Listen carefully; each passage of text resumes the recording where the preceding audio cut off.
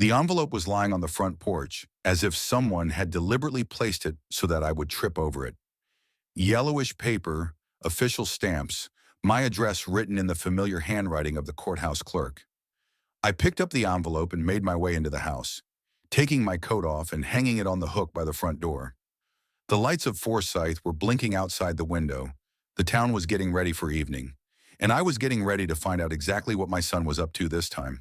My name is Raymond Arthur Clark. I'm 74 years old, and I've considered myself a man of principle all my life. For 40 years, I worked as a foreman in a railroad equipment factory until they closed the plant.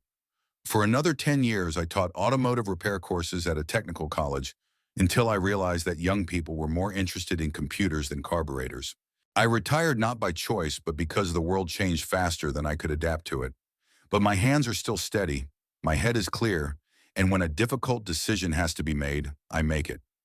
I opened the envelope with a kitchen knife, as one opens a boil, quickly and decisively.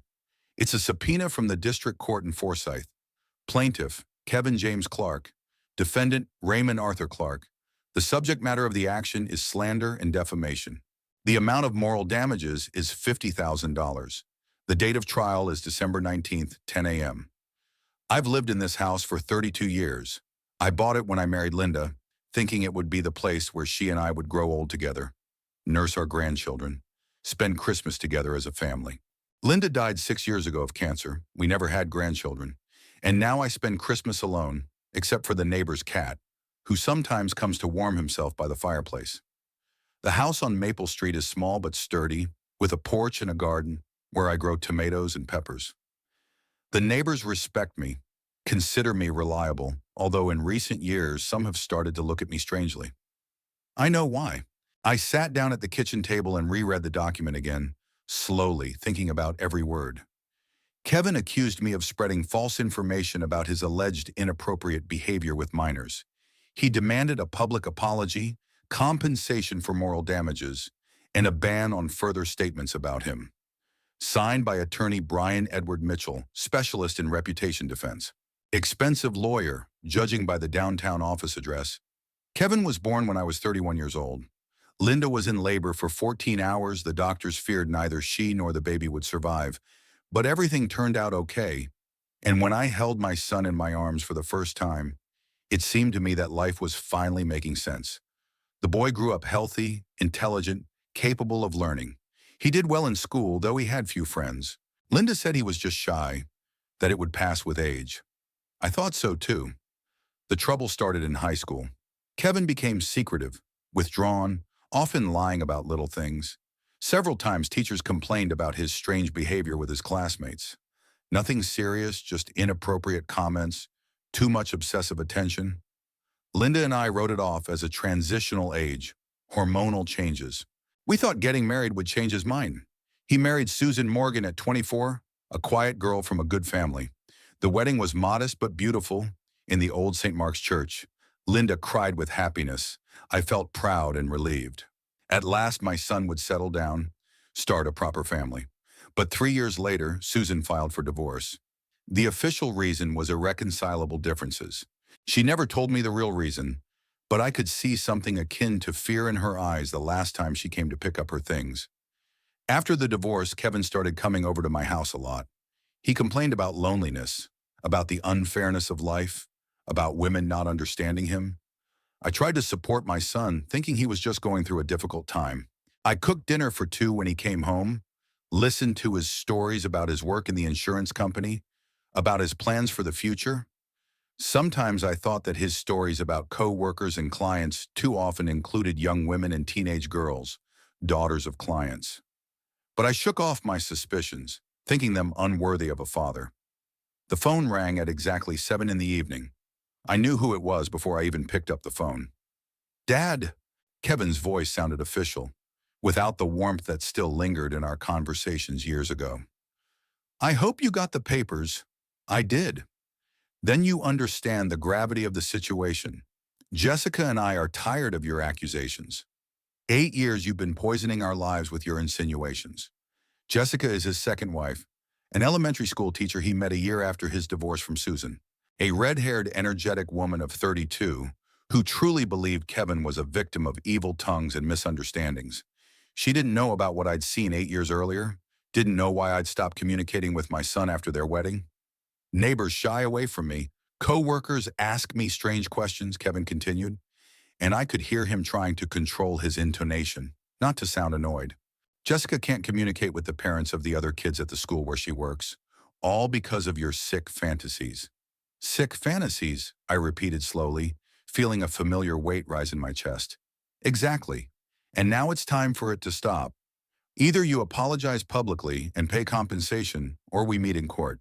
The lawyer says we have an excellent chance of winning. No one's going to believe an old man who spreads dirty rumors about his own son without any proof.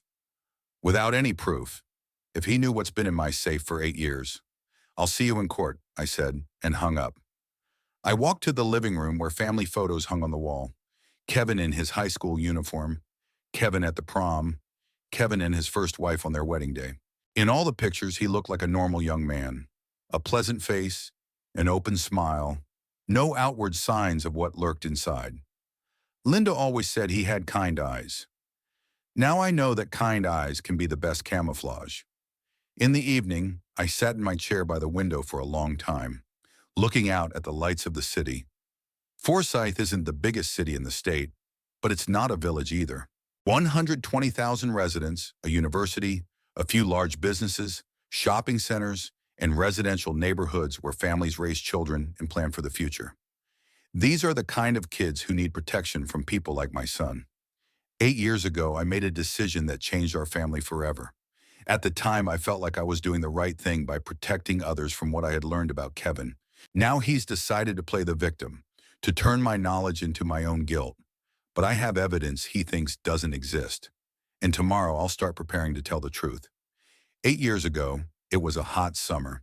July was particularly sweltering, and I often sat in the backyard, watering tomatoes and reading the evening paper.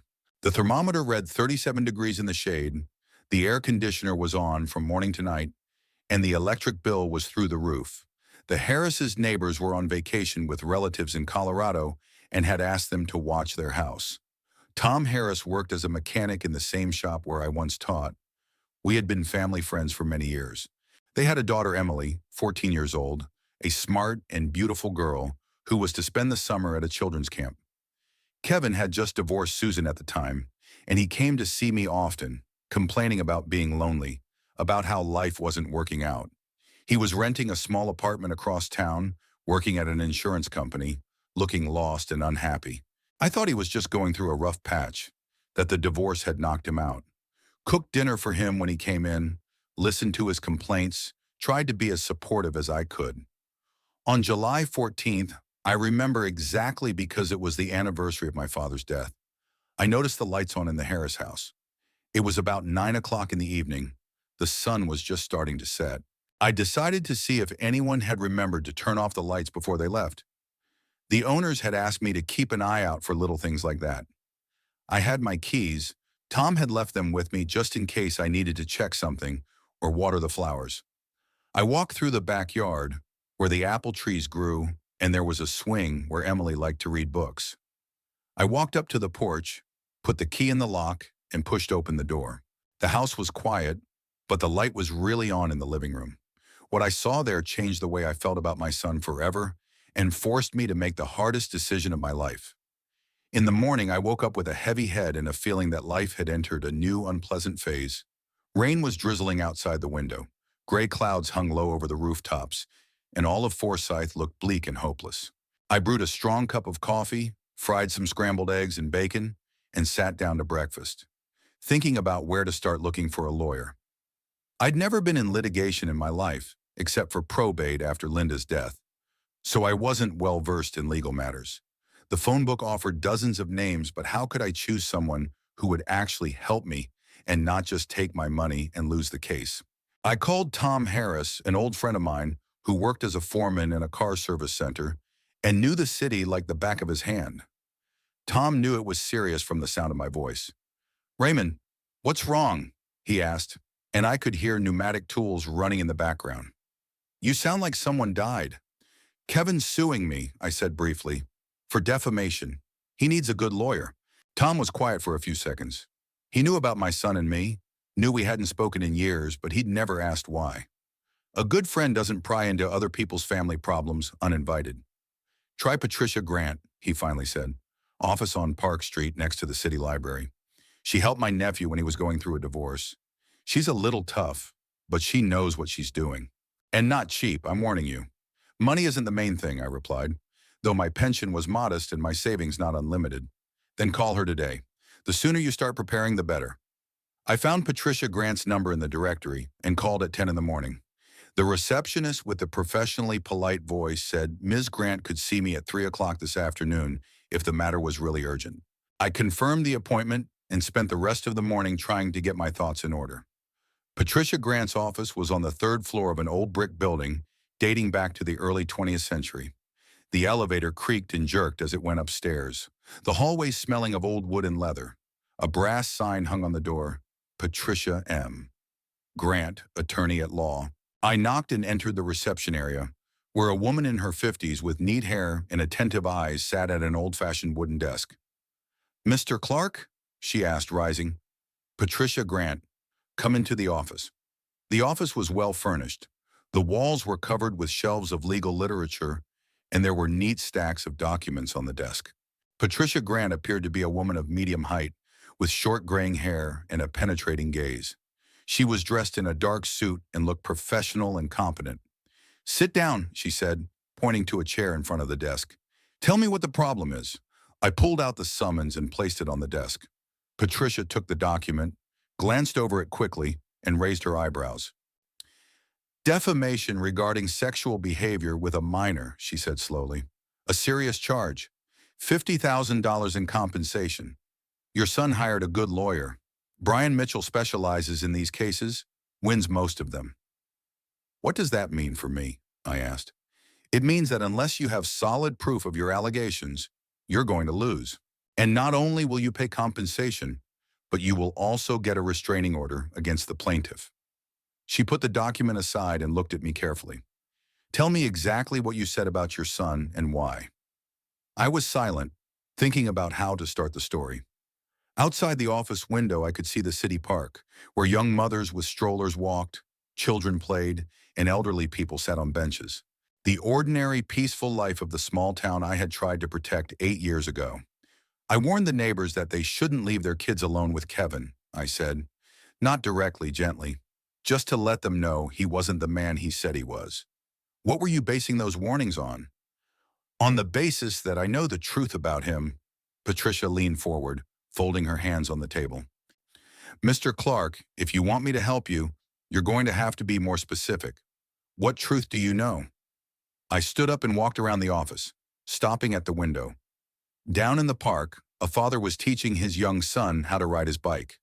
The boy fell, got up, got back on the bike. The father was patiently supporting him, encouraging him. It's a typical family scene I've seen 1,000 times. And every time I've seen it, I've thought about how some fathers are untrustworthy. 8 years ago, I caught Kevin in a situation that left no doubt about his proclivities, I said without turning around, with a 14-year-old girl. "Tell me more about it." I walked back to the chair but didn't sit down, continuing to stand. The neighbors went on vacation and left me the keys to the house. I went in to see if the lights were on, and I saw Kevin with their daughter. He was, touching her, saying something intimate. The girl looked confused, but she didn't resist. "Did you call the police?" "No." "Why? That's a good question. A question I've asked myself every day for the last 8 years. Because he's my son," I answered simply. "Whatever he is, he's my son. I couldn't send him to prison." Patricia nodded, as if this was the kind of explanation she'd heard more than once. "But you started warning other people." "I couldn't let him hurt other children. It was a compromise between conscience and parental feelings." "I see. Do you have proof of what you saw?" "It's possible." "What do you mean, maybe?" "Either you do or you don't." I sat back in my chair and looked her in the eye.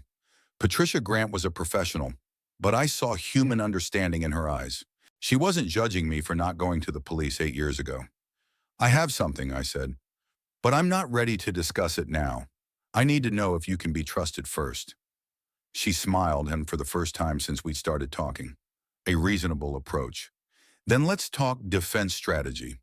Mr. Mitchell will argue that you are maliciously spreading false rumors about your son. Perhaps portray it as the result of senile dementia or family jealousy.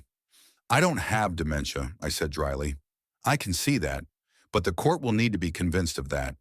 We'll need medical certificates, testimony from people who can attest to your sanity, and most importantly, proof that your claims about your son have merit. And if there is, then we have a chance of winning the case. What's more, your son may find himself in a bad situation. We talked for another half hour, discussing procedural matters, fees, and the time frame for preparing for the trial. Patricia explained that we had only 3 weeks until December 19, which was not enough time for serious preparation. She would need to study all the case files, find witnesses, and prepare documents for trial. Mr. Clark, she said as I was about to leave, I'll be frank with you. Defamation cases and family disputes are rarely won, especially when the allegations are this serious. Courts don't like parents publicly defaming their own children. You're going to have to make a very strong case. Sorma Shireni. I have it, I repeated. Then bring it in tomorrow morning. The sooner I study it, the better I can build a defense. I left the office feeling that I had made the first good move. Patricia Grant seemed competent and honest. She didn't promise an easy win. She didn't flatter. She didn't give false hopes. Just the kind of lawyer I needed. In the evening, I sat in my office looking at the old safe that had stood in the corner for 20 years.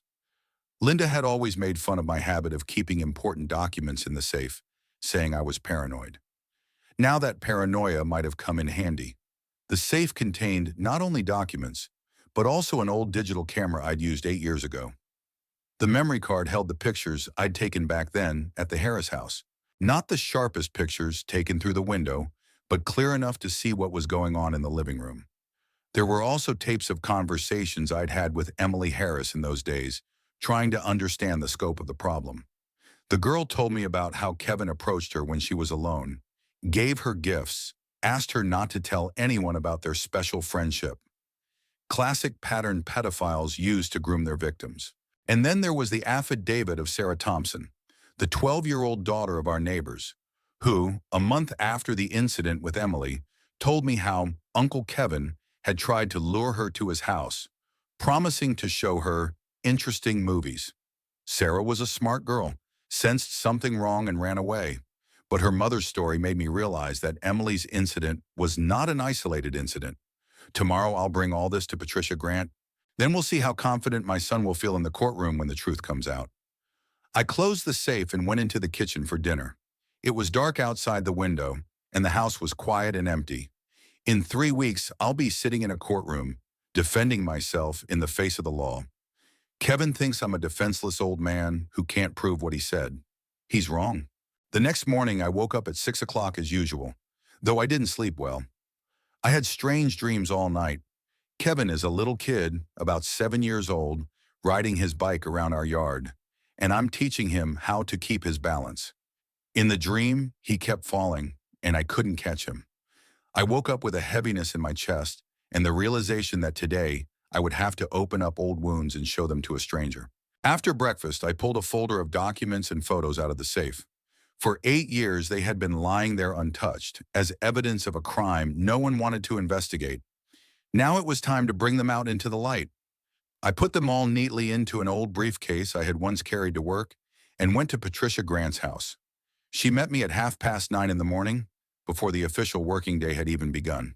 Apparently, she realized the seriousness of the situation from my tone yesterday. The office was lit only by a desk lamp. The morning fog had not yet cleared outside the window, and the atmosphere was conducive to a confidential conversation. "What have you brought?" Patricia asked, pointing to my briefcase. I opened the briefcase and took out a folder. First, the photos, 10 pictures, taken with a digital camera through the window of the Harris house on July 14th, 2016. Not the best quality, but clear enough to see 2 people on the living room couch. Kevin, a 30-year-old man, and Emily Harris, a 14-year-old girl, his hand on her hip, his head tilted toward her confused expression.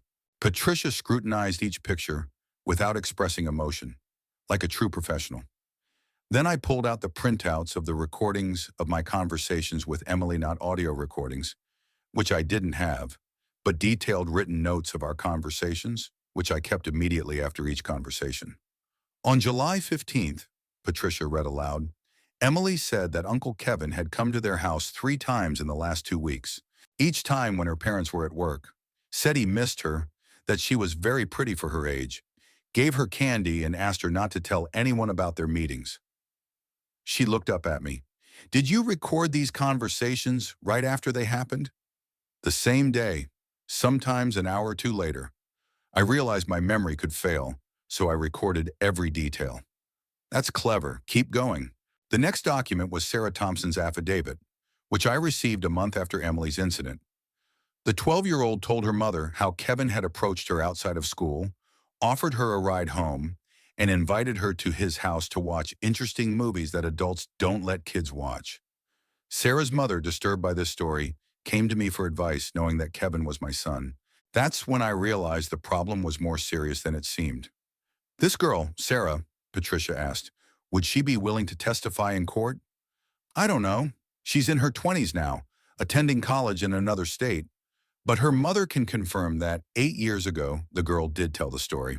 The last document in the folder was a medical report on Emily Harris's mental state, dated August 2016.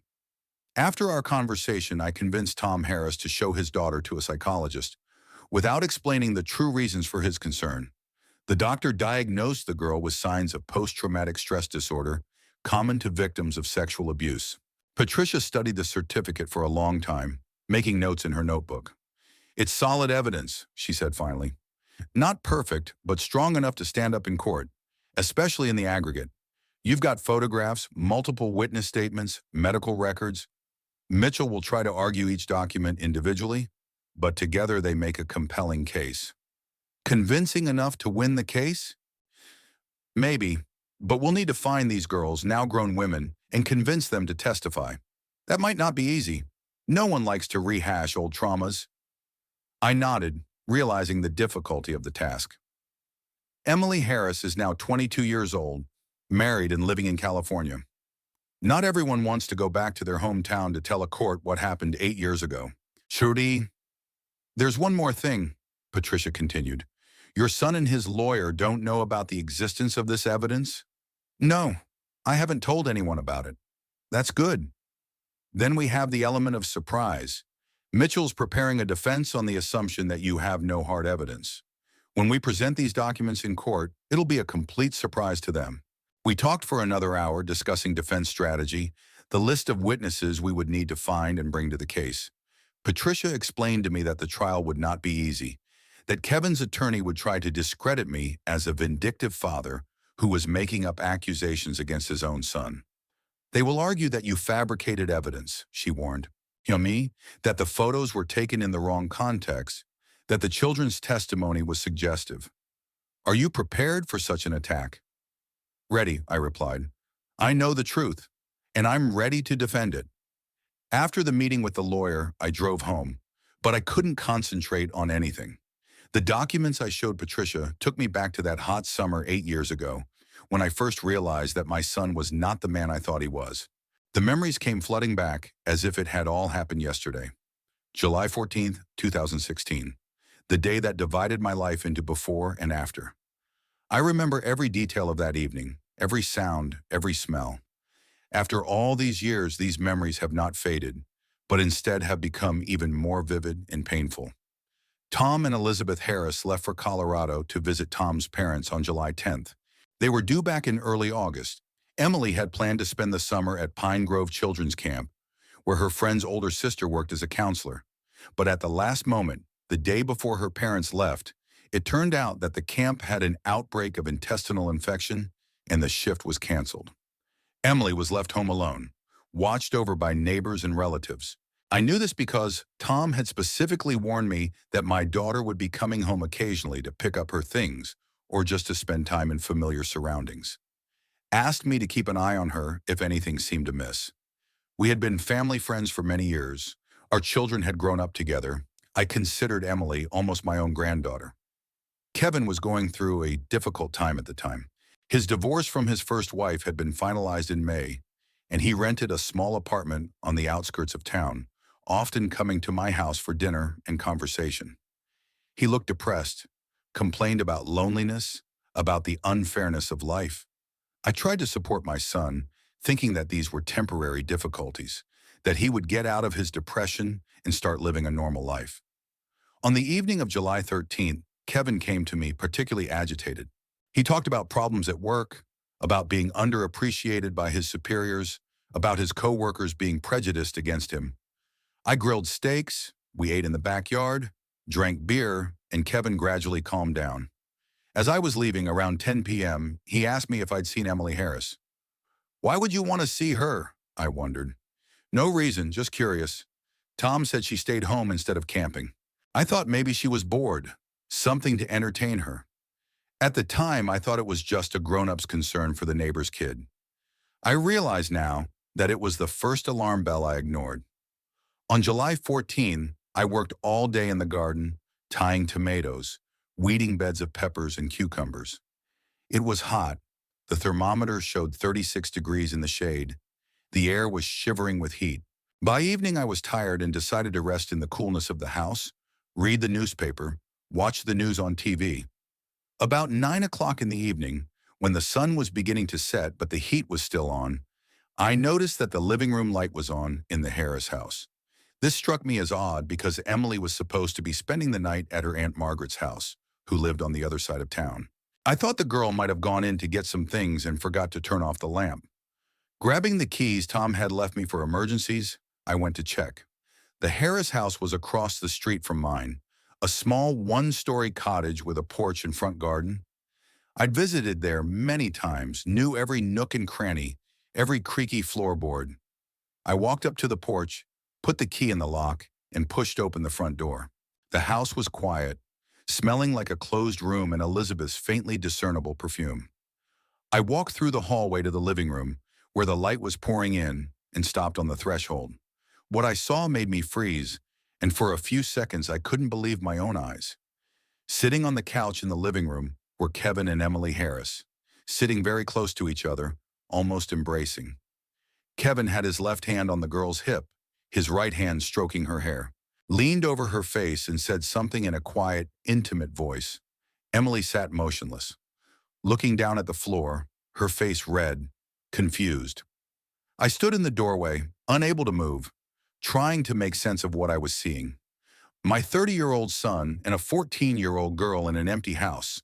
In a pose that left no doubt about the nature of their relationship, Kevin stroked Emily's leg above the knee, his hand slowly moving upward, while the girl sat as if paralyzed, not resisting, but not responding to the caresses either. Kevin noticed me first. He straightened up sharply, took his hands off Emily, and tried to put on a casual smile. "Daddy," he said too loudly, "you scared me. Emily and I are just talking." Emily jumped up from the couch like a scalded woman. Her face was burning with shame or fear, her eyes full of tears. She slipped past me, ran through the hallway, and ran out of the house through the back door. I heard the door slam, her footsteps tapping on the wooden porch steps. Kevin and I were alone in the living room. He was still trying to smile, but there was panic in his eyes. "What was going on here?" I asked, though the answer was obvious. "Nah, nothing much," he shrugged, trying to sound carefree. Emily was sad, saying she missed her parents. I was just comforting her. Just the usual human involvement. "Comforting," I repeated slowly. "Of course you did. She's practically my niece. We've known each other since we were kids. What's the big deal?" But I saw where his hands were, saw the look on his face when he thought no one was watching. It wasn't ordinary human involvement. It was something else, dark and disgusting. "How did you get into the house?" I asked. Emily let me in. She was sitting on the porch crying, and I couldn't get past her. "Did you have your keys?" Kevin faltered, realizing he'd been caught in a lie. "No, of course not. Why would I have keys to someone else's house?" But I saw a bunch of keys on the coffee table next to the couch. I saw that the front door hadn't been forced. Kevin had somehow gained access to the house, and it wasn't the first time he'd met Emily here. "Go home," I said, "and don't come here again." "Dad, you don't understand." "Go home," I said louder. Kevin realized there was no point in arguing. He took his keys from the table, slipped them into his pocket, and headed for the exit. He stopped at the door and turned around. You only see the bad in everything, he said bitterly. Sarah, I wanted to help the girl, and you think what you see. I think what I see, I replied. After he left, I stood in the empty living room for a long time, trying to make sense of what had happened. On the couch was the baby hair clip Emily had lost in her haste. I picked it up and clenched it in my fist, feeling rage rise mixed with despair. My son, my only child, had turned out to be a man from whom children should be protected. The next day, I spoke cautiously to Emily. She came home to get her books and found me watering the flowers in the Harris's front garden. She looked frightened, avoided making eye contact. Emily, I called softly, can I talk to her? She stopped but kept her distance, ready to run away at any moment. Last night, I began cautiously. What happened before I came over? The girl was silent, looking at her feet. You can trust me, I continued. I'm not going to scold anyone. I just want to understand. And then she spoke, slowly with pauses, but she told me everything. How Kevin had come over to their house 3 times in the last 2 weeks, always when she was alone. How he told her she was very beautiful, that she was about to become a real woman. Giving her candy and little gifts, telling her not to tell anyone about their meetings because adults might not understand. Yesterday, he brought her a CD with a movie that adults usually do not allow children to watch. They watched it together, and gradually Kevin began to approach her, touching her, talking about how special she was, how much he loved her. I was scared, Emily admitted, but he said it was normal, that all people who love each other do that. I listened to her story with growing horror, realizing that I had witnessed not an accidental episode, but a systematic process of processing a child. Kevin was following the classic pattern used by pedophiles, gaining trust, isolating the victim, and gradually accustoming her to physical contact. After talking to Emily, I realized I couldn't let it go, but I didn't dare go to the police either. Kevin was my son, my only child, and the thought of him going to jail for crimes against children was unbearable. Instead, I made a compromise decision that I later berated myself for 8 years. I began gently warning neighbors that Kevin could not be trusted with children. I didn't come clean about what I'd seen, but I made it clear that he wasn't the man he claimed to be. Rumors spread quickly in the small town. Soon, parents stopped leaving their kids alone with Kevin, started avoiding him at social events. He realized I was the source of those rumors, and we stopped talking. Now, 8 years later, he's decided to silence me in court. But I have proof of his guilt, and I'm ready to present it. The time has come to tell the truth, however painful it may be. On the morning of December 19th, I woke up with the feeling that this could be the last day of my normal life. Either the truth would prevail today, or I would be declared a slanderer and forbidden to speak of what I knew about my own son. It was snowing outside the window, the first real snowfall of the winter, and all Forsyth seemed wrapped in a white blanket of silence. I got up at 7:30, even though it was more than 3 hours before court. I took a shower, shaved particularly carefully, put on my best suit, the dark blue one I'd bought for Linda's funeral and had since taken out only on special occasions. He ate breakfast, though he didn't feel like eating, and drove to the courthouse at 8:30 to meet Patricia before the trial began. The Forsyth District Court was a massive brick building from the 50s, with columns at the entrance and wide steps covered with anti-slip mats. I went up to the 3rd floor where room 3 was located and saw Patricia Grant standing in the hallway with 2 folders of documents in her hands. "Good morning, Raymond," she said, and I noticed she was addressing me by my first name. Not formally. That's a good sign. Ready for battle? As ready as one can be to tell the truth about one's own son in the face of the law. Remember what we discussed. Answer questions directly. Don't talk unless asked. Mitchell will try to provoke you, get you to say something that could be construed against you. Stick to the facts. We walked into the courtroom, a large room with high ceilings, wooden benches for the public, and a desk where the judge and clerk were seated. It smelled of old wood, leather, and that special odor of official institutions that cannot be confused with anything else. I sat down at the defendant's desk, Patricia sitting next to me, laying out the papers. At 10:30, Kevin and Jessica entered the room, accompanied by Brian Mitchell, the lawyer. I hadn't seen my son in 2 years, not since I ran into him by chance at the grocery store. He hadn't changed much.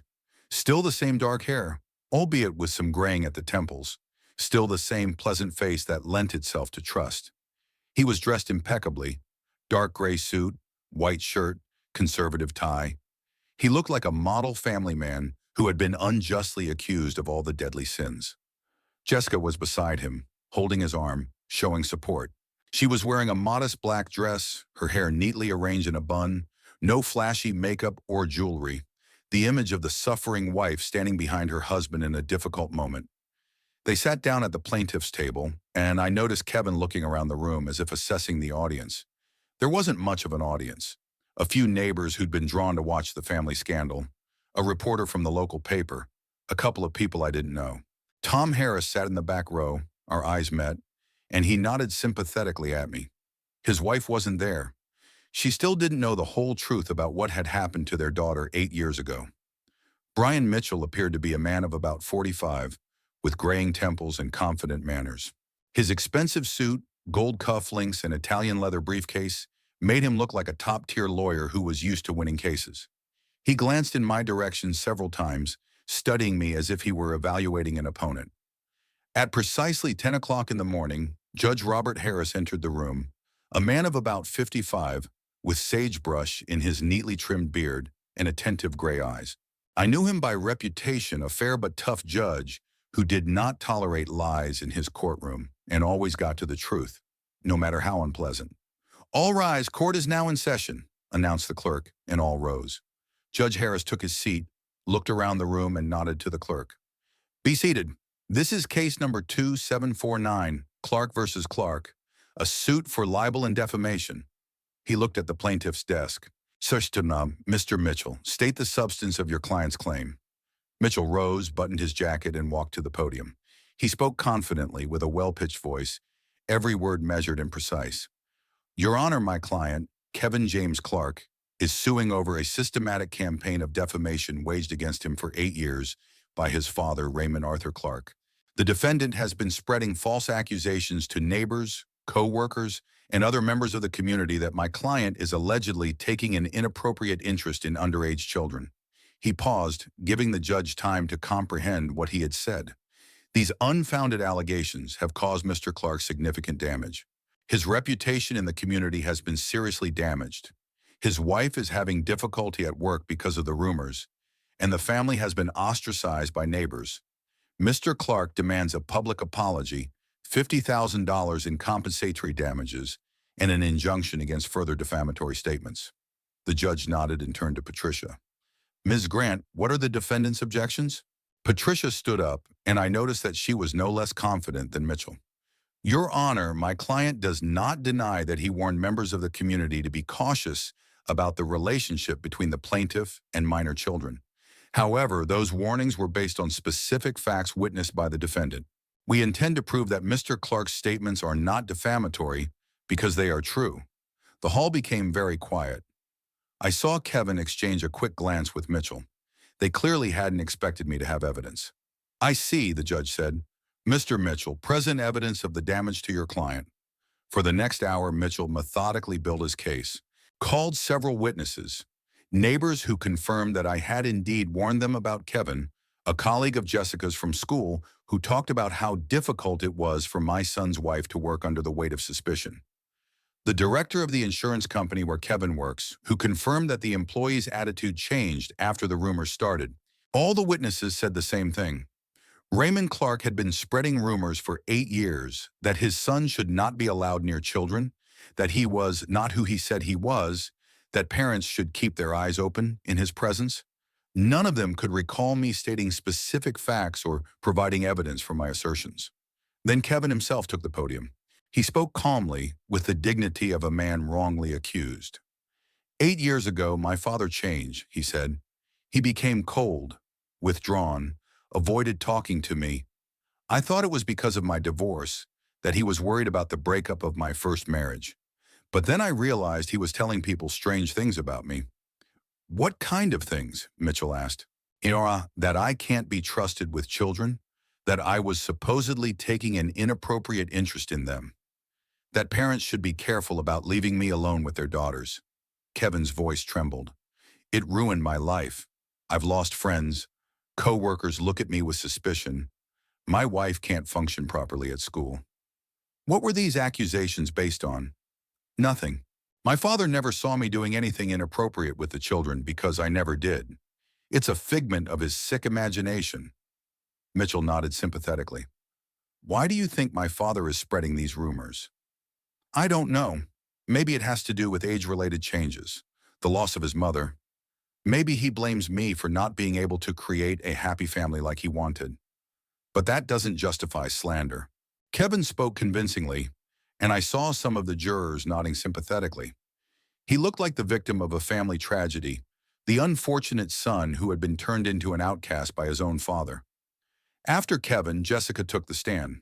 She talked about how hard it is for her to work as a teacher when there are rumors of pedophilia around her husband, how the parents of her students distrust her, and how her colleagues avoid socializing with her. I marry the man I love, she said, wiping away tears, and I end up as the wife of an alleged criminal, all because of his father's baseless accusations. By midday, the picture looked bleak for me. Mitchell had professionally constructed the image of an innocent man victimized by evil tongues and a pathetic old man who, for reasons unknown, vilifies his own son. If I were a juror and didn't know the truth, I'd side with Kevin too. Your Honor, Mitchell said, concluding the presentation, the plaintiff seeks just damages and an end to this vicious smear campaign. The judge turned to Patricia. Ms. Grant, your evidence? Patricia stood up and walked to the podium. I could see Kevin and Mitchell tense, knowing that the outcome of the case was about to be decided. Your Honor, Patricia began, the defense argues that Mr. Clark's warnings are based on actual facts that he witnessed on July 14, 2016. She pulled out a folder of photographs and walked over to the judge's desk. I present Exhibit Number 1, photographs taken by the defendant at the Harris family home on the 14th day of July 14, 2016, at 9:20 in the evening. The judge took the photographs and scrutinized them carefully. There was absolute silence in the room. I saw Kevin go pale, Jessica's lips tighten. Mitchell tried to look over the judge's shoulder, but he covered the pictures with his hand. What is depicted in these pictures? The judge asked. The plaintiff in the company of 14-year-old Emily Harris in the house where they were staying without the permission of the girl's parents. The photographs show the nature of their interaction. The judge raised his eyes and looked at Kevin with a long, studying stare. Mr. Clark, he turned to my son, explain to the court how you came to be in the Harris family home on July 14, 2016, and what happened there. The question sounded like a bolt of lightning. Everyone in the room froze, waiting for an answer. Kevin opened his mouth but didn't utter a word. Jessica grabbed his arm. Mitchell jumped up from his seat. Your Honor, my client was not forewarned that he would be asked these questions. Sit down, Mr. Mitchell, the judge said sharply. The question is perfectly legitimate in the context of this case. He looked at Kevin again. I'm waiting for an answer. I could see my son's hands trembling. Jessica's smug smile disappearing from her face. Mitchell frantically flipping through documents, trying to find a way out. The truth I'd been hiding for 8 years was finally coming out. Kevin had been silent for a full minute, and the silence in the room was growing more and more oppressive. I could see him swallowing convulsively, his hands clenched into fists, sweating. Jessica looked at him with growing horror in her eyes. Apparently, for the first time in all the years of their marriage, she was realizing that her husband was hiding something serious from her. Mr. Clark, the judge repeated in a tone that did not tolerate objections. I'm waiting for an answer to my question. Kevin finally spoke, but his voice was hoarse, uncertain. Yeah, I went over to the neighbors to check on Emily. I knew her parents were gone, that she was alone. I wanted to make sure she was okay. How did you get into the house? Emily let me in. She was sitting on the porch crying, and I couldn't get past her. The judge looked at the photographs. According to the defendant's testimony, the pictures were taken at 9:20 in the evening. Are you claiming that a 14-year-old girl let you into the house at this late hour? Yes, no. Kevin was confused. She was upset. I wanted to help her. Patricia rose from her seat. Your Honor, may I present additional evidence? The judge nodded, and my attorney pulled printouts of recordings of conversations with Emily out of a folder. Exhibit number 2 is a detailed recording of conversations with the alleged victim made by the defendant between the 15th and 22nd of July 2016. The judge took the documents and began to read. As he read, the expression on his face became more and more stern. There was such silence in the room that one could hear the ticking of the wall clock and the rustling of the papers in the judge's hands. "Miss Grant," he said at last, "these notes contain serious charges. The girl claimed that the plaintiff visited her several times, gave her gifts, asked her to keep their meeting secret?" "That's correct, Your Honor. It's a classic grooming scheme, the gradual grooming of an underage victim." Mitchell jumped up from his seat, his face red with indignation. "Objection! This is rumor, speculation. Where is the girl herself? Why doesn't she testify?" "Objection overruled," said the judge. "Miss Grant, where is the alleged victim? Minus Emily Harris, now Emily Sanders, lives in California. She was notified of the trial but refused to testify, which is understandable. No one wants to stir up childhood trauma." The judge nodded understandingly and turned to Kevin again. "Mr. Clark, do you deny that you visited Emily Harris several times in the absence of her parents?" Kevin looked at Mitchell, seeking support, but the lawyer was busy feverishly reviewing documents. "Yeah, maybe stop by a couple times. See how you're doing. It's natural to take care of a family friend's child. Did you give her any gifts? Maybe some candy. Little things, just out of kindness. Did you ask her not to tell anyone about your visits?" Long pause. Kevin realized that every answer he gave was driving him deeper into a hole.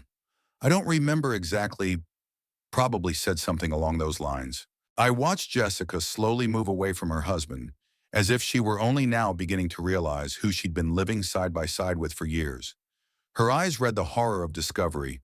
She realized that all these years she had been protecting a man who was actually a danger to the children. Patricia went on the offensive. "Your Honor, I present Exhibit number 3, the affidavit of Sarah Thompson, given in August of 2016 when she was 12 years old." The judge took the document and read aloud. "Uncle Kevin approached me outside of school and offered me a ride home. Said he had some interesting movies at his house that adults don't usually let kids watch. My mom said you can't go anywhere with strange uncles, so I ran away." There was a muffled rumble in the audience. People were beginning to realize the magnitude of the situation. Mitchell tried to take the lead. "Your Honor, this is the testimony of a 12-year-old child from 8 years ago. Children can fantasize, misinterpret innocent adult actions." "Mr. Mitchell," the judge said coldly, "one child can fantasize. 2 children giving similar testimony independently of each other is a system." He looked at Kevin with a penetrating gaze.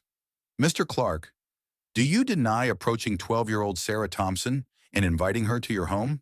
"Yeah, maybe offer a ride if I saw a kid walking in bad weather. It's okay to help out your neighbor's kids." "And the invitation to watch interesting movies?" I don't remember that.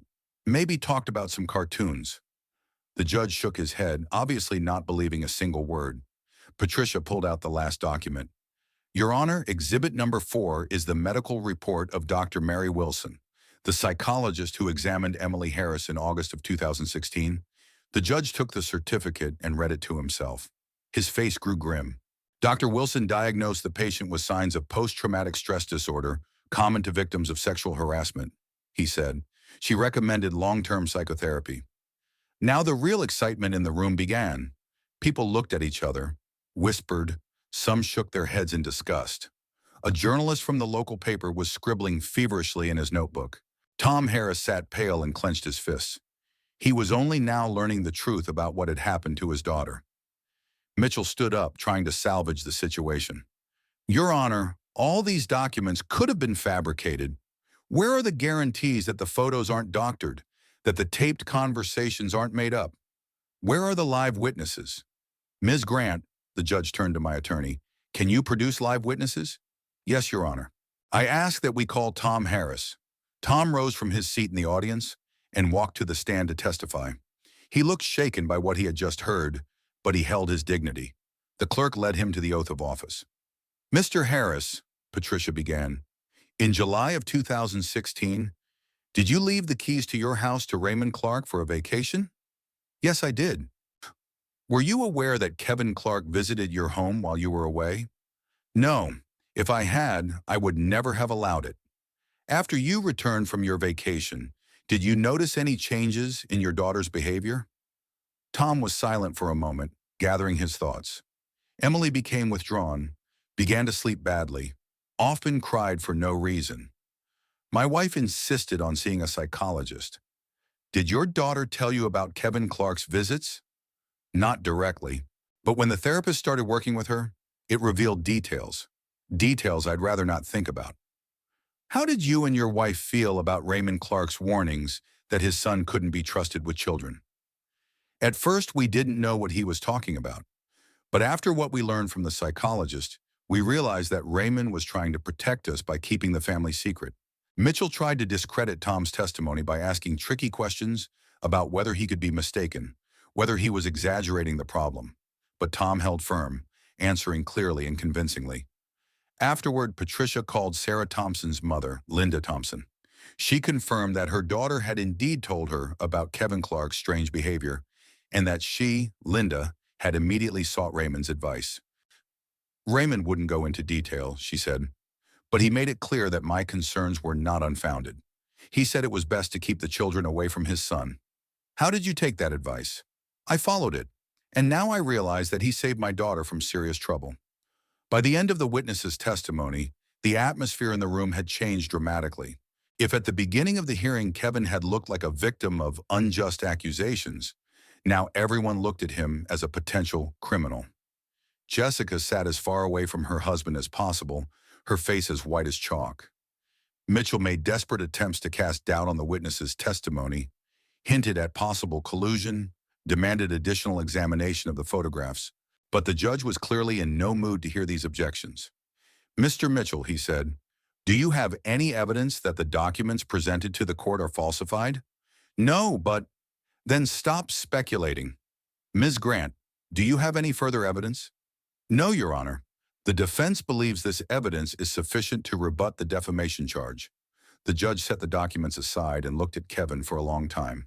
There was absolute silence in the courtroom. Mr. Clark, he said at last, the testimony of the witnesses and the documents presented paint a very unpleasant picture of your behavior with minor children. Do you have anything to add to your defense? Kevin opened his mouth, but there were no words. Mitchell tried to stand up, but the judge stopped him with a gesture. I'm asking the defendant himself, Mr. Mitchell.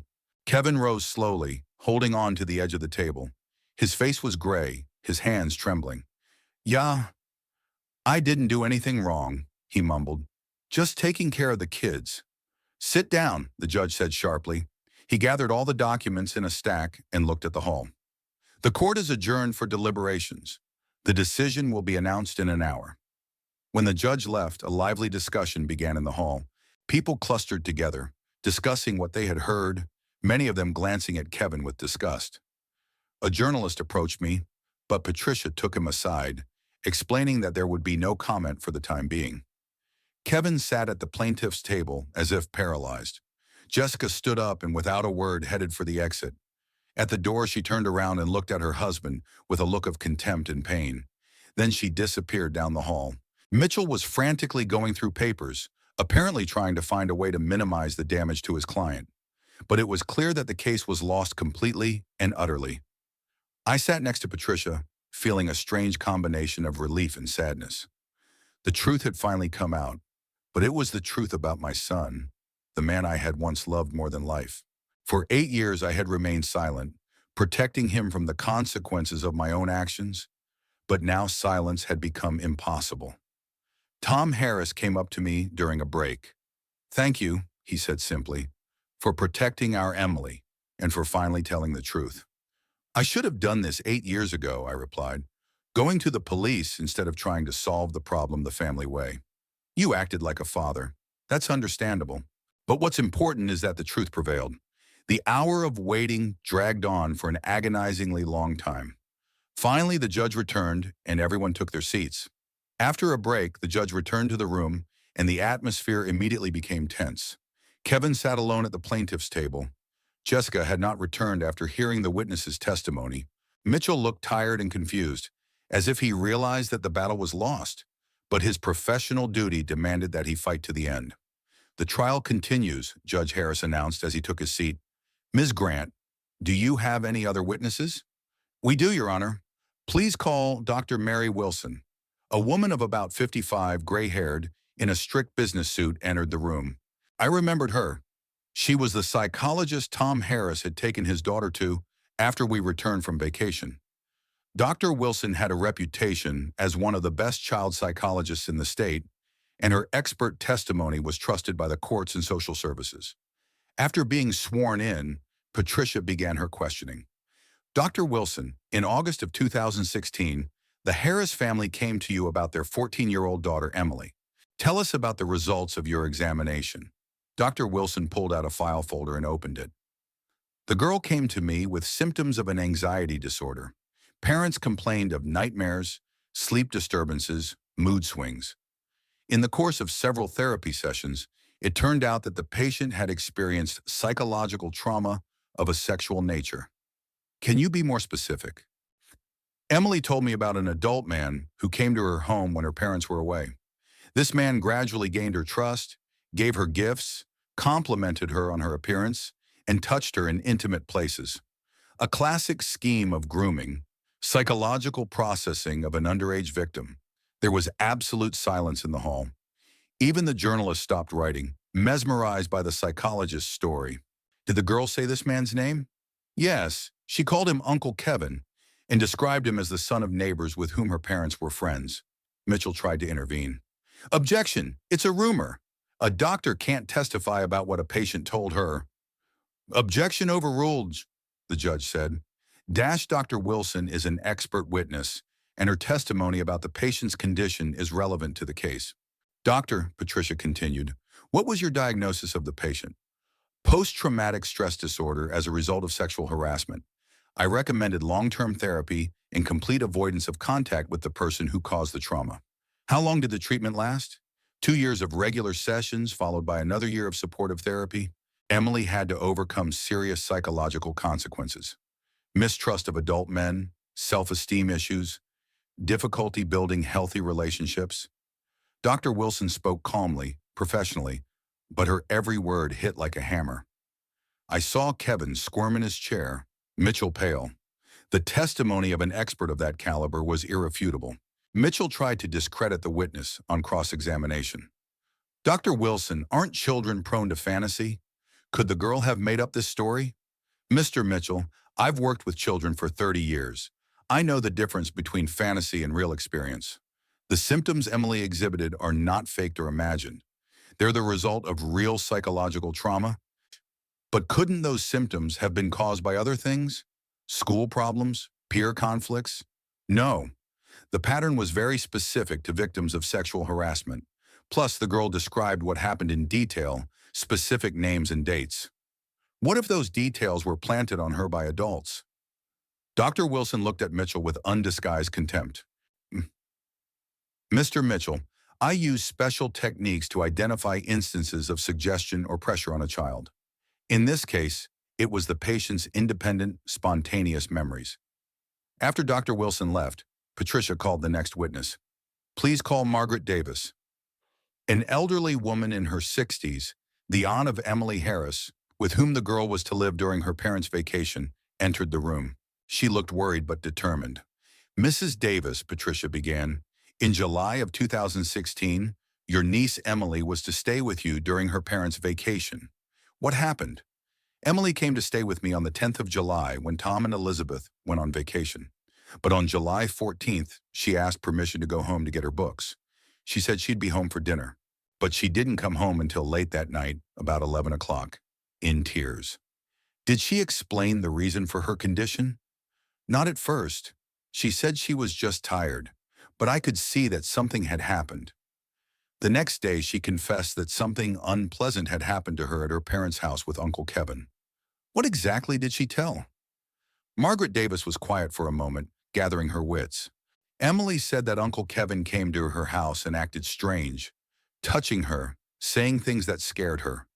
The girl was in shock, didn't know what was going on." "What did you do?" "I wanted to call Tom and Elizabeth immediately to tell them everything. But Emily begged me not to, afraid of being blamed. I decided to wait until they got back and talk to them in person. Akum, did you tell Emily's parents what had happened? Yes, right after they got back. Tom was furious, wanted to go to the police, but then they decided to take Emily to a psychologist first to understand the scale of the problem.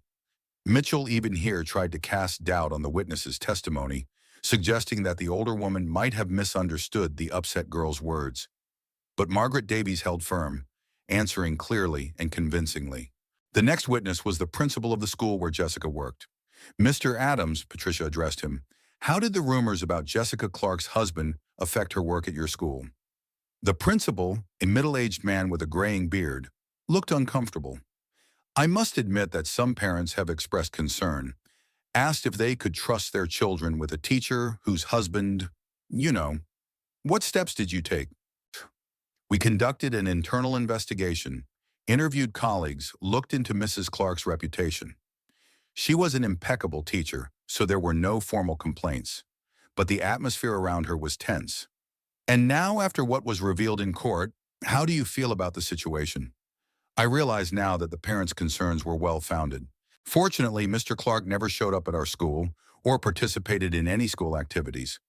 After the school principal, the Clark family's neighbor, Dorothy Miller, an elderly woman who lived across the street from Kevin and Jessica, spoke.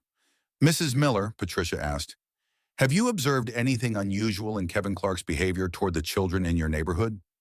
Oh, yes, the old lady nodded. He often approached the kids when they were playing in the yard, offered candy, toys. Some parents said they didn't like it.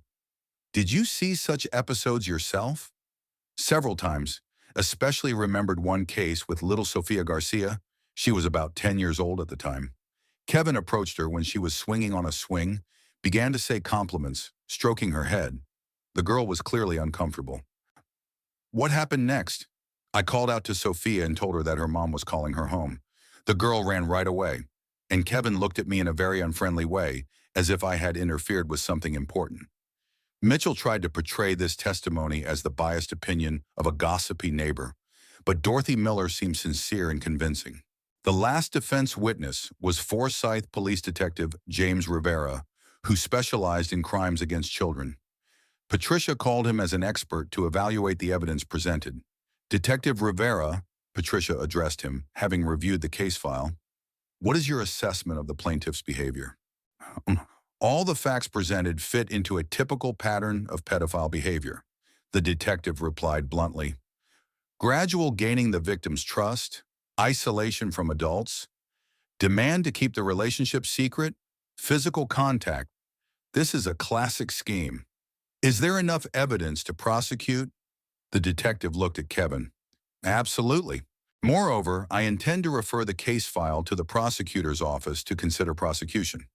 The room rumbled again. Kevin turned even paler, if that was possible. Mitchell was frantically writing something down in his notebook. By the end of the day, the picture was complete and horrifying. 7 witnesses confirmed that Kevin was indeed a danger to the children, that my warnings were not slander, but an attempt to protect the innocent from a predator. Photographs, medical reports, expert testimony, all added up to an incontrovertible picture of guilt. Mitchell made last desperate attempts to save his client, but his objections sounded increasingly unconvincing. He tried to question the competence of witnesses, spoke of possible errors in the interpretation of events, hinted at a conspiracy against his client, but the judge was clearly in no mood to listen to these excuses. Mr. Mitchell, he said, when the lawyer once again tried to challenge the testimony of the witness, do you have concrete evidence of your client's innocence, or do you intend to continue to waste the court's time on baseless speculation? Your Honor, my client is entitled to the presumption of innocence. In a criminal trial, yes, but this is a civil action for defamation, and the evidence shows conclusively that the defendant's accusations were justified. By late afternoon, it was clear that the case was settled. Kevin sat at the plaintiff's table, broken and devastated. All his attempts to portray himself as a victim of unjust accusations had collapsed under the weight of the hard facts. Jessica never came back. Apparently, she had finally realized who she had married. I looked at my son and felt a strange mixture of triumph and sadness. The truth had prevailed. But at what cost? My family was finally destroyed. My only child was a man I couldn't love or respect. But Forsyth's children will be safe now. And that was probably the only thing that mattered. After all the witnesses had finished testifying, the judge called a recess for a decision. The hall slowly emptied, people filed out into the hallway, discussing what they had heard in muffled voices. The atmosphere was heavy, as if everyone present realized that they had witnessed not just a trial, but the exposure of a man who had been hiding his true nature for years. I stayed in the room with Patricia, who was gathering documents and putting them into folders. Kevin sat at the plaintiff's table, staring at one point. Mitchell was saying something to him quickly, apparently explaining the possible consequences of what was happening, but it was as if his son didn't hear. His face was gray, and his hands were resting on the table, as if he had finally given up. "What do you think the decision will be?" I asked Patricia quietly. "The suit will be dismissed, that's obvious," she answered quietly. "Sure you won't. The only question is whether the judge will limit himself to that or take additional measures." "What kind of measures?" "Judge Harris can order the plaintiff to reimburse you for your legal expenses." And Detective Rivera wasn't kidding. He's really going to turn the case over to the DA's office. Your son could face criminal prosecution. I nodded, feeling a strange emptiness inside. For 8 years, I'd been dreading this moment when the truth would come out and destroy the last vestiges of my family. Now that moment had come, and I felt neither relief nor satisfaction, just fatigue and sadness. Half an hour later, Judge Harris returned to the courtroom. Everyone took their seats, and he began to read the decision in a clear, formal tone.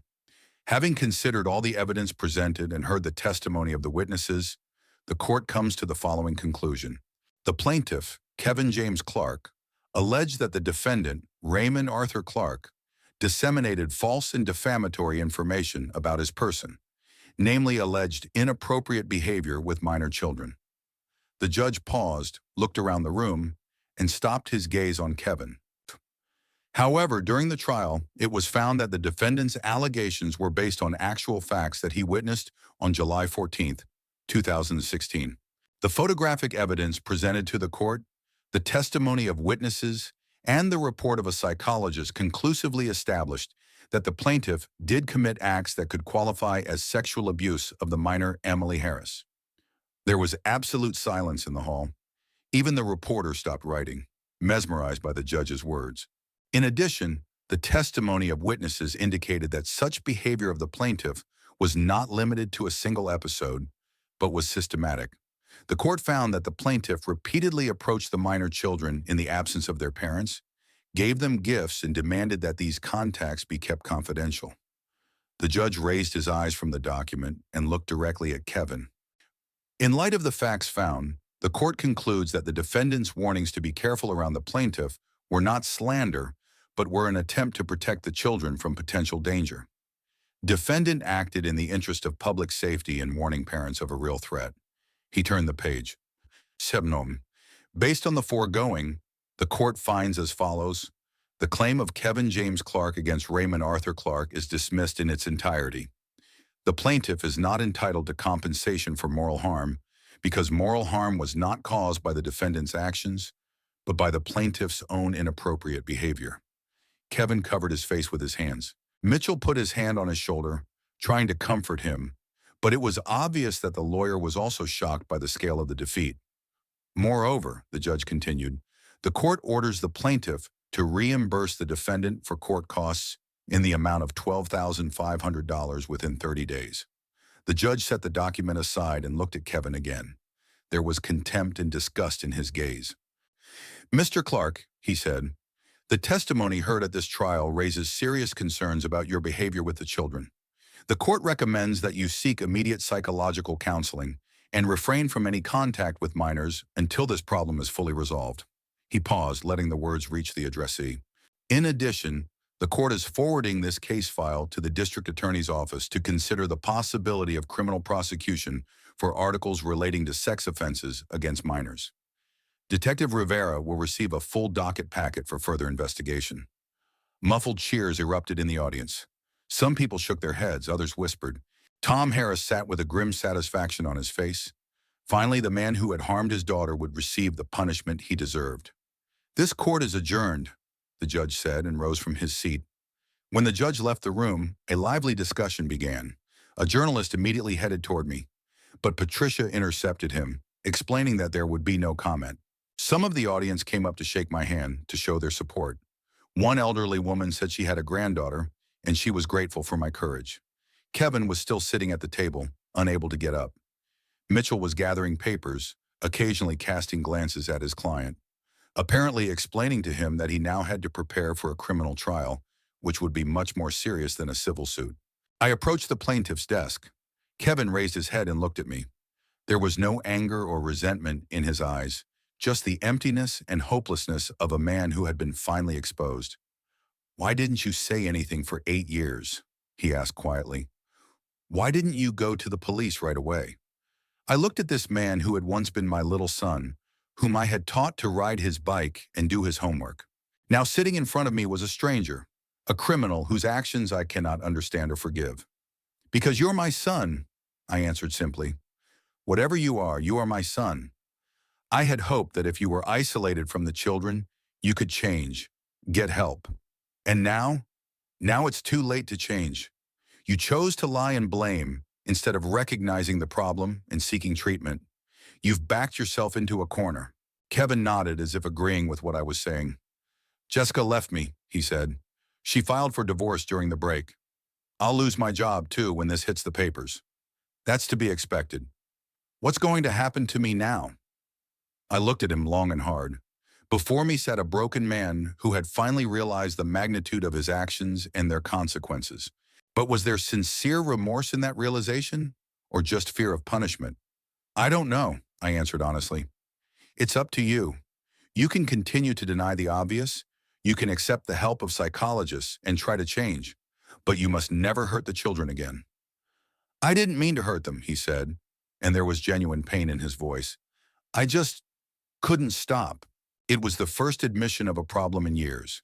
Not full, not outright, but still an admission that there was a problem. "Then find a doctor to help you stop," I said, "before it gets worse." I turned and walked toward the exit. Patricia was waiting for me in the hallway, talking to Detective Rivera. As I approached, the detective turned to me. "Ani, Mr. Clark," he said, "I want to thank you for your courage. Because of your actions, we will be able to conduct a full investigation and possibly prevent more crimes." "When will the criminal case begin?" I asked. "Within a week, I will hand over the materials to the prosecutor. I think the charges will be filed within a month. You will be called as a witness. I'm ready to testify." "Good, good. Now let me advise you to be careful. Your son may try to contact you to get you to withdraw your statement or change your testimony. Don't go along with him." "I won't. 8 years I've protected him from the consequences of his own actions. Now it's time for me to take responsibility for what I've done." Patricia and I walked out of the courthouse in the fading twilight of a December day. The snow was still falling, covering the streets of Forsyth in a white blanket. The town looked peaceful and calm, but I knew that tomorrow morning news of the trial would spread to every home. "Thank you," I said to Patricia as we reached her car, "for your professionalism, for your support. I couldn't have done it without you. This is my job, Raymond, and I'm glad the truth has prevailed. Not every father could have done what you did. I did what I should have done 8 years ago. Better late than never." We said goodbye, and I drove home through the snowy streets of the city where I've lived all my life. Tomorrow would begin a new chapter of this life, without a son, without illusions, but with a clear conscience. I had protected the Forsyth children from a predator, even if that predator was my own child. There was peace and quiet waiting for me at home. I made tea, sat in my chair by the window, and stared at the falling snow for a long time.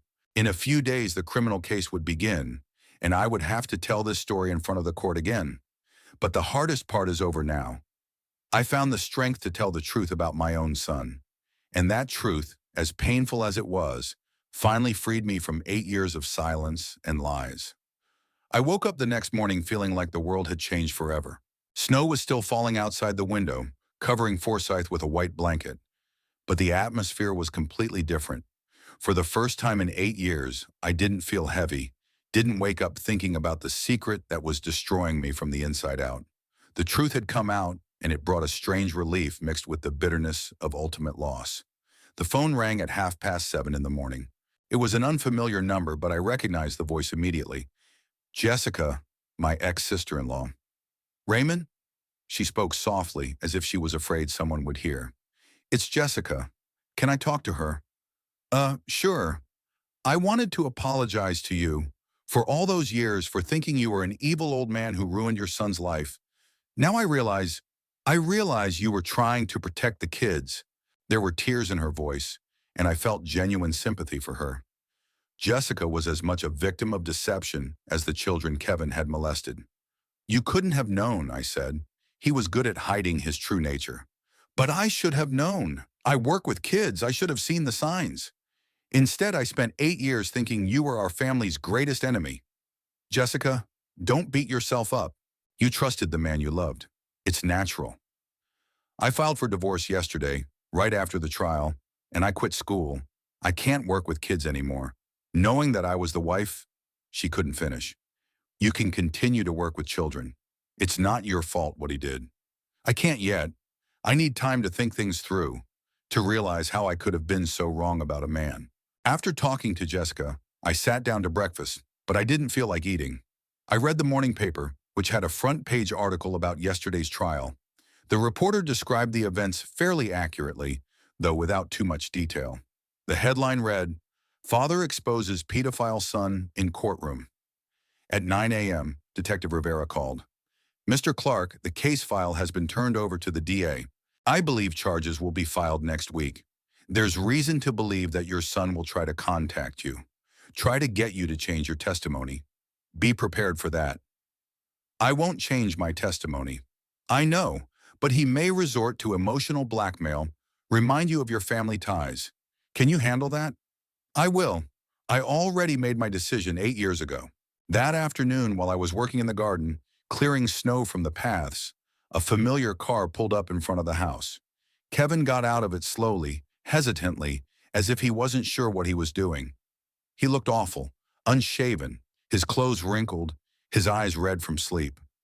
I didn't invite him inside, so we stood on the porch. The neighbors must have already known the outcome of the trial, because some of them were looking out their windows, watching us. "Dad," Kevin began, and there was desperation in his voice. "I need your help." "What kind of help?" "The DA is calling me in for questioning the day after tomorrow. My lawyer says it's a serious case, that I could go to jail. Can you say you made a mistake? That you misunderstood what you saw?" I looked at this man who had once been my son, and I realized that there was a gulf between us that could never be bridged. He still didn't understand, still trying to find a way to avoid responsibility instead of admitting guilt and seeking help. "No," I said simply, "but I'm your son, your only child. Do you really want me in jail? I want the children to be safe, and as long as you're out there, they're not safe." Kevin began to pale as he realized his last hope was dashed. "You don't realize what they'll do to me in prison? Pedophiles there, they kill them. Then find a psychiatrist to help you change. Plead guilty, show you want to get treatment.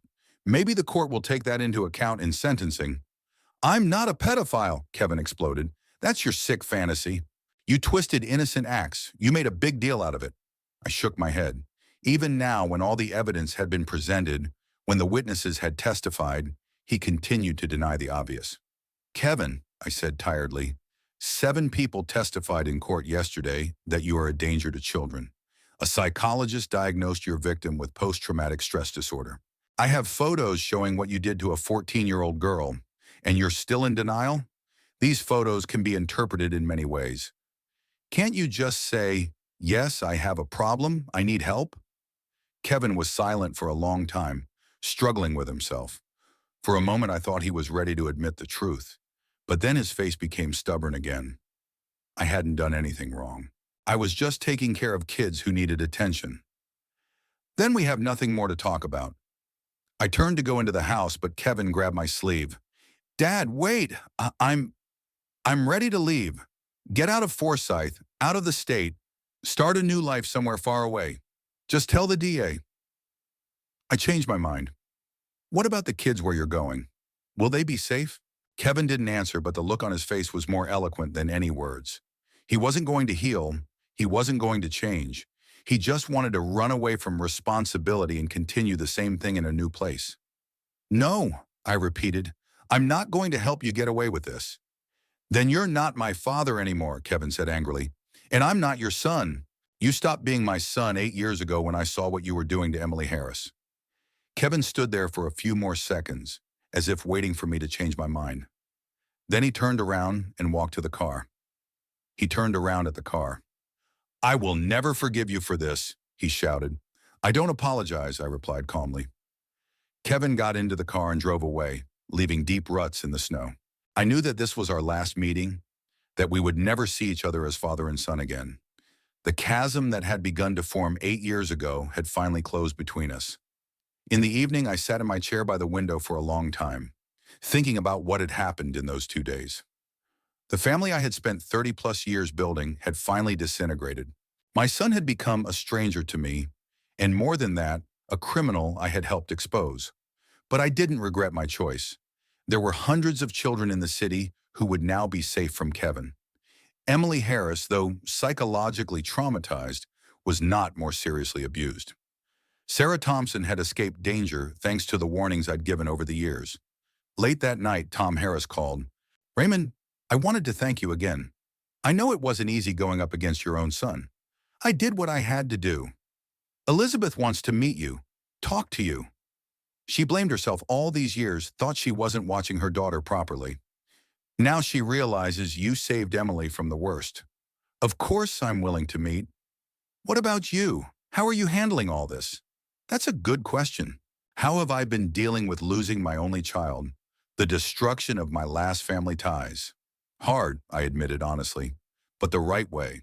For the first time in 8 years, I could sleep well. The next day, the morning papers reported that the prosecutor had charged Kevin Clark with 2 counts of lewd acts on a minor and attempted seduction of a minor. He faced 5 to 15 years in prison. I read the news with a heavy heart, but no regrets.